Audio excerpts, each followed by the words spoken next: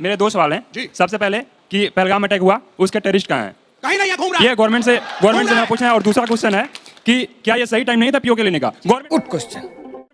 Government बार बार कह रही है कि पीओके लाएंगे और वोट भी दे रहे हैं हम, लेकिन पीओके कहाँ है? बताइए, जवाब दीजिए। पहली बात तो मैं कहता हूँ विवेक श्रीवास्तव, आपको कैसे पता चले घूम रहे हैं? आपसे फोन पे बात कर रहे हैं? जयराम रमेश ने कहा। फोन पे बात कर रहे हैं क्या? हमारी सेना उनको, आपको सेना पे जयराम विश्वास रमेश का नहीं है? स्टेटमेंट है। आपको सेना पे विश्वास नहीं है क्या? जिस सेना ने पाकिस्तान आप सेना नहीं है। खत्म कर दिया, आप सेना नहीं है, आप नेता हैं। और बात करते हैं आप पे विश्वास नहीं है। चाहिए आपको, बारी बारी से, शर्म आनी बारी चाहिए बारी। आपको। सर वैसे आप दोनों कभी तो अपनी पार्टी का किसी नेता का नाम लीजिए, खाली एक कांग्रेस वाले मिनट का नेताओं के नाम लिए। अंजना मैम, मैं जानना चाहूंगा, कांग्रेस के प्रवक्ता से जानना चाहूंगा, हम सभी जानते हैं कि असदुद्दीन ओवैसी कितने बड़े भाजपा के राजनीतिक विरोधी हैं, लेकिन आज जब राष्ट्र की बात आई तो वो पूरे विश्व पे ये संदेश दे रहे हैं कि जब राष्ट्र की बात आती है तो हम राष्ट्र के लिए खड़े होते हैं। लेकिन सर आपके इतने बेहतरीन शशि थरूर, जिनको अभी कोहिनूर ने भी बोला एक प्रवक्ता ने आपके, तो जब शशि थरूर को पार्टी की तरफ से इंटरनल प्रेशर रहेगा तो वो राष्ट्र की बात कैसे रख पाएंगे? सर मैं ये जानना चाहता हूँ आपसे। बिल्कुल, आपके सवाल का स्वागत है। कई लेकिन लोग तो ये सोच रहे हैं कि खत्म होते होते हिंदू हृदय सम्राट न बन जाए वैसे। सुनिए, देखिए कुछ सवाल नरेंद्र मोदी जी पूछ रहे हैं देश के प्रधानमंत्री मनमोहन सिंह से कि आतंकवादी कहां से आते हैं, कैसे घूमते रहते हैं। पूछेंगे भैया, 26/11 के बाद ड्रेस बदल देते हैं आपके नरेंद्र मोदी जी बताएंगे क्या? और रही बात, क्यों नहीं पूछेंगे? देखिए रही बात शशि थरूर पे, सर्वधर्मान परित्यज्य राष्ट्र धर्म स्वर्णम गज, राष्ट्र का धर्म एक है और सारे नेता, अभी भारत का डेलीगेशन है वहां, ना बीजेपी का है ना कांग्रेस का है। शशि थरूर से हम सवाल जवाब कर सकते हैं, पार्टी के अंदर बात कर सकते हैं, लेकिन जब वो भारत के बाहर है तो उनके साथ खड़े हुए हैं, उनको भाजपा भुनाने की कोशिश करती है, भाजपा राजनीति करती है, तो भाजपा की घटिया मानसिकता है, भाजपा की गिरी हुई सोच है, भाजपा पार्टियों को तोड़ती है। अरे रामविलास, आपका चरित्र है पार्टियों को तोड़ने का, आपका चरित्र है पार्टियों, अरे सुनो, इनका चरित्र है तोड़ने का। आप दोनों का हो क्या होता है सवाल ले लें। यहाँ पे क्या हो रहा है? एक विद्वान हो गया आपका, एक आपका सेकंड। चरित्र है पार्टियों को तोड़ने का। मैम मैं ये पूछना चाहूंगा कि इतने साल के इतिहास में हमने इतनी सारी स्ट्रेटेजिक डोमिनेंस हासिल करने के बाद भी उनसे ना पीओके मांगा, ना हमारे ऐसे कुछ मुद्दे मनवाए गए कि जिनसे हमारी स्ट्रेटेजिक डोमिनेंस बरकरार रहे। ना जैसे 71 में हमने 90,000 सैनिक घेर लिए तो उसके बाद भी कुछ नहीं हुआ, और उसके बाद जब टेररिज्म इतना बढ़ गया हम बदला भी नहीं पा रहे थे। आप कम से कम 14 के बाद कुछ अफसर बदला है, मंजर बदला है, तो कम से कम बदले तो आ रहे हैं। कुछ समय बाद पीओके भी आ जाएगा। और मैं ये कहना चाहूंगा सीज फायर पे कि सिंदूर लगाते वक्त नहीं पूछा था तो उतारते वक्त भी नहीं पूछेंगे। जवाब दीजिए। देखिए, देश का सौभाग्य, माताओं बहनों की अखंडता का सौभाग्य का प्रतीक है सिंदूर, और सिंदूर के साथ जो मजाक, घटिया मजाक, भद्दा मजाक भाजपा कर रही है, किसको दे रहे हैं सिंदूर? सिंदूर उजड़ गया माताओं का। सुनते भी है कि नहीं सुनते मुझे बताइए। मैंने पूछ रहा है कि पॉलिसी जो बदली है ये अच्छी बात है कि नहीं है? पॉलिसी क्या बदली बताइए ना। बिरयानी खा के टेरर के बाद बिरयानी खाने नरेंद्र मोदी जी जाते हैं। सुनिए,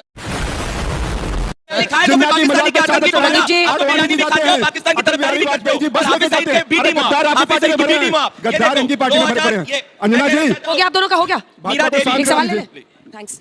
जी, वैसे तो मैं किसी पार्टी का नहीं हूं, मैं बस एक 12वीं कक्षा का एक छात्र हूं, लेकिन मैं भारतीय जनता पार्टी के प्रवक्ता से पूछना चाहूंगा। मैं कोई साइड नहीं ले रहा हूं, पर ऐसा क्यों है कि आपकी पार्टी और आपके पार्टी के कुछ नेता आज के दिन में नेहरू जी के खिलाफ इतना बोलते हैं कि उन्होंने देश बांटा या नहीं बांटा? आपके पार्टी के फाउंडर अटल बिहारी वाजपेयी जी खुद कहते थे कि नेहरू जी देश के प्रबंध नेता थे और बहुत अच्छे नेता थे, तो ऐसा क्यों है कि आप लोग नेहरू जी को हमला क्यों? नेहरू जी पर हमला सिक्योरिटी इसका आंसर तो नहीं आता मुझे।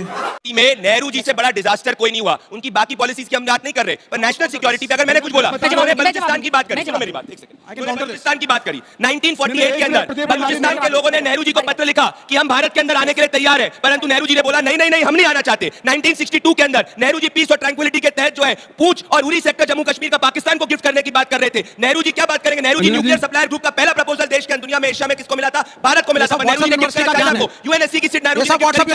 कोई डिजास्टर है, डिजास्टर नहीं होगा। कांग्रेस वाले को बोलने दीजिए। अंजना जी देखिए, बार बार चीख के बोलने से क्या होता है? झूठ जो है ना सच नहीं हो जाएगा। नेहरू जी ने इस देश को क्या दिया? नेहरू जी ने इस देश को एक विजन दिया। नेहरू जी ने इस देश को IIM दिया, IIT दिया, बांग्लादेश दिया। नेहरू जी को गाली देकर आप बड़े बन जाओगे। मगरमच्छ के आंसू रोने वाले लोग बचपन में, अभी मगरमच्छ के आंसू जनता को रुलवा रहे हैं। महंगाई की बात करते थे, काला धन की बात करते थे। मैं तो कहता हूँ नरेंद्र मोदी से बड़ा डिजास्टर कोई नहीं हुआ है। 15 लाख की बात करते थे ना, आज 15 लाख 30 लाख हो गए होते। आज इस देश में अंजना जी किसी को 5 किलो राशन की जरूरत नहीं पड़ती। 5 किलो राशन की जरूरत नहीं पड़ती अगर नरेंद्र मोदी जी ने जुमलेबाजी ना की होती। 15 लाख 30 लाख हो गए होते, 10 साल 11 साल हो गए, डबल हो गया होता इंटरेस्ट के साथ बैंकों में रखे होते, तो देश की जनता 30 लाख की मालिक होती। और आज नरेंद्र मोदी जी कह रहे हैं 5 किलो राशन पे काम चला लेंगे। और यहाँ बिहार का कोई है? बिहार का कोई है? बिहार का कोई है? बिहार में नरेंद्र मोदी जी क्या कहने गए थे? नरेंद्र मोदी जी ने 1,25,000 करोड़ का पैकेज देने गए थे। 9 साल हो गए। मनोज जी चेहरा मत दिखाओ, भाग जाओ भाजपा के साथ। सुनी नहीं पाई मैं, क्या बोला आपने?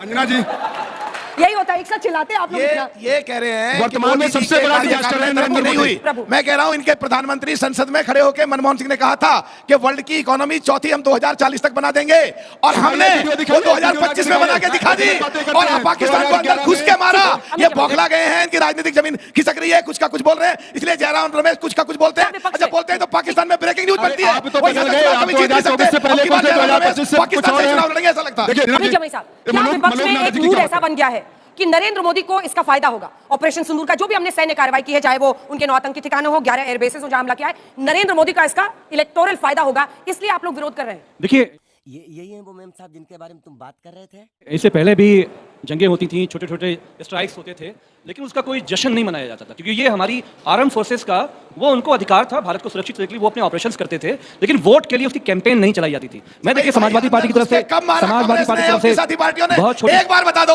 अंदर घुस के कब मारा, जो जश्न हो, पहली बार अंदर घुस के मारे हैं तो जश्न तो होगा। आज बोल लीजिए, मैं अपनी बात रख दूं। देखिए, हमारा समाजवादियों का जो सबसे बड़ा आज का कंसर्न है कि हमारे जो एयर चीफ साहब हैं, एपी सिंह साहब ने कल ही बोला है, उन्होंने कहा है कि हमारी फौजें हैं। जमाई भाई एक बात पूछ लो कांग्रेस से, इन्होंने 26/11 के बाद अंदर घुस के क्यों नहीं मारा, और 55,000 करोड़ क्यों दिए? उससे पाकिस्तान हथियार लेके आया, उसने उग्रवाद को बढ़ावा दिया, और उन उग्रवादियों ने हमारे निर्दोष लोगों की हत्या की। कांग्रेस से मैं बोलूं, 30 सेकंड दे दीजिए अनइंटरप्टेड, कि देखिए हमारे जो एयर चीफ हैं एपी सिंह साहब, वो तो किसी पार्टी के नहीं है ना। पूरा देश जब आज सेना के साथ खड़ा है, हमें जवानों पे गर्व है। हमारे एयर चीफ बोल रहे हैं कि जो हमारा साजो सामान है, भाई जंग में तो साजो सामान से लोग लड़ते हैं ना, तो जब हम ऑर्डर करते हैं तो वो समय सही समय पे हमको नहीं मिलता है।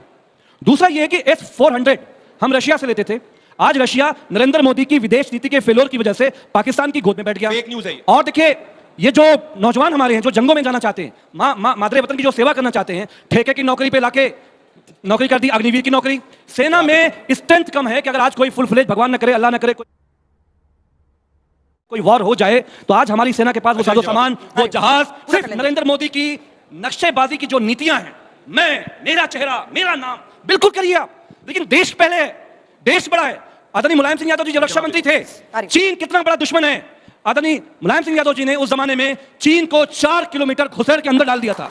और एक बहुत बड़े हमारे कर्नल हेमंतो हैं, कर्नल हेमंतो कहते हैं कि जब मुलायम सिंह यादव जी रक्षा मंत्री थे तो पाकिस्तान के अंदर घुस के 20 खूंखार आतंकवादियों को मार के कैंप को तबाह करके हमारे सारे जवान वापस आए। कर्नल हेमंतो, और ये कौन है कर्नल हेमंतो? जल्दी से जवाब दीजिए, फिर 9 पैरा स्पेशल फोर्स के बहुत बड़े भाई। अब आपको आप अमीक भाई आप रक्षा मंत्री, चलिए मैं नेताजी मुलायम सिंह यादव को झूठ बोल रहे हैं। चलिए मैं कहता हूं अमेरिकी साम्राज्य के सामने अमीक जमाई जी, अच्छा ठीक है, हो गया। अब मैं इनकी सब बात मान लेता हूं। इन्होंने बोला इन्होंने सर्जिकल स्ट्राइक करी, सुनिए।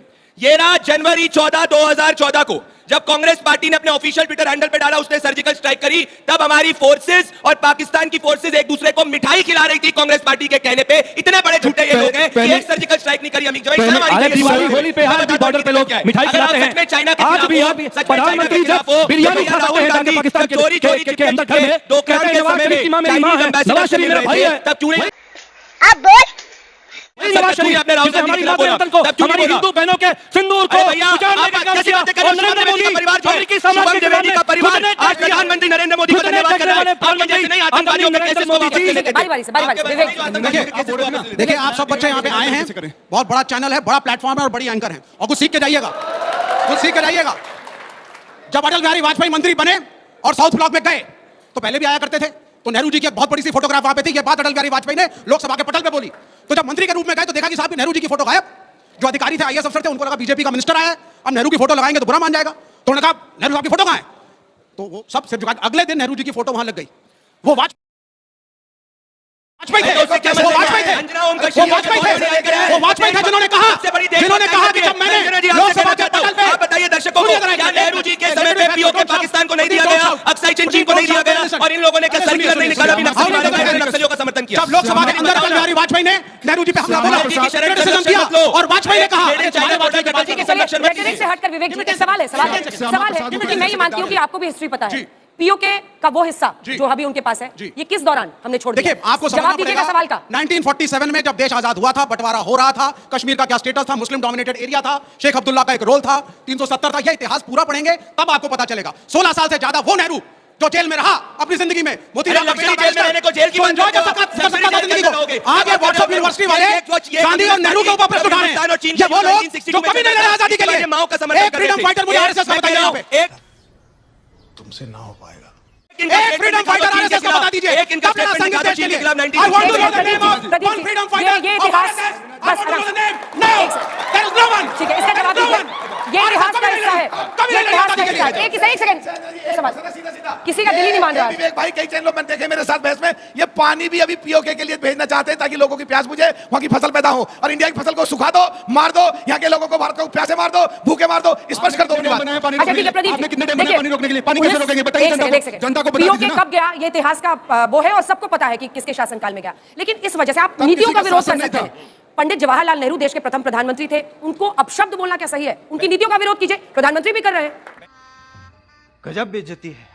मैंने कोई अपशब्द नहीं बोला, नहीं, पर ये सब स्वागत है जानते आपका हैं। क्या नेहरू जी को काले पानी की सजा हुई? नहीं हुई। क्या नेहरू जी ने सरदार पटेल से पूछा था 1947 के अंदर जब वो पीओके पाकिस्तान को गिफ्ट कर रहे थे? नहीं पूछा था। क्या नेहरू जी ने अक्सर चीन को गिफ्ट करते हुए पटेल जी से पूछा था? नहीं पूछा था। नेहरू जी से माउंटबैटन से पूछते थे। और मैं एक और बात कहना चाहता हूं, क्या वो सरदार पटेल को पूरे कांग्रेस पार्टी ने चुना था प्रधानमंत्री, पर नेहरू जी ने सिर्फ और सिर्फ, नेहरू जी वाला selected first prime minister of India, not the first selected prime minister of India. That is also the truth of this country. Pandit Jawaharlal Nehru के ही वक्त में पीओके दिया गया, सच्चाई को आप कैसे नकार सकते हैं? 1947 में चुनाव नहीं हुए थे, तब तक देश में आजाद हुआ था, लेकिन चुनाव नहीं हुए थे। हैदराबाद जो हमारा हिस्सा था इंटरनल भाजपा के प्रवक्ता ने निहायत घटिया बदतमीजी कर दिया, उसको माफी मांगना चाहिए। नेहरू जी को गाली देने के लिए आप माफी मांगो पहले। बात देखिए, हम राजन प्रधानमंत्री मोदी को गाली बकते हो, बोटी बोटी कहते हो, और आप बात करोगे? बात को बचाना हमारा परम लक्ष्य था। और इनके पास का नेहरू जी ने टेलीग्राम किया था, टेलीफोन किया था नहीं, उसका नेहरू सरदार पटेल से डेवलप नहीं किया कि टेलीग्राम या टेलीफोन कर पाए। देश को डेवलप करते हुए टेलीफोन पे बात शुरू हो जाती। मैं भारतीय जनता पार्टी के आदरणीय प्रवक्ता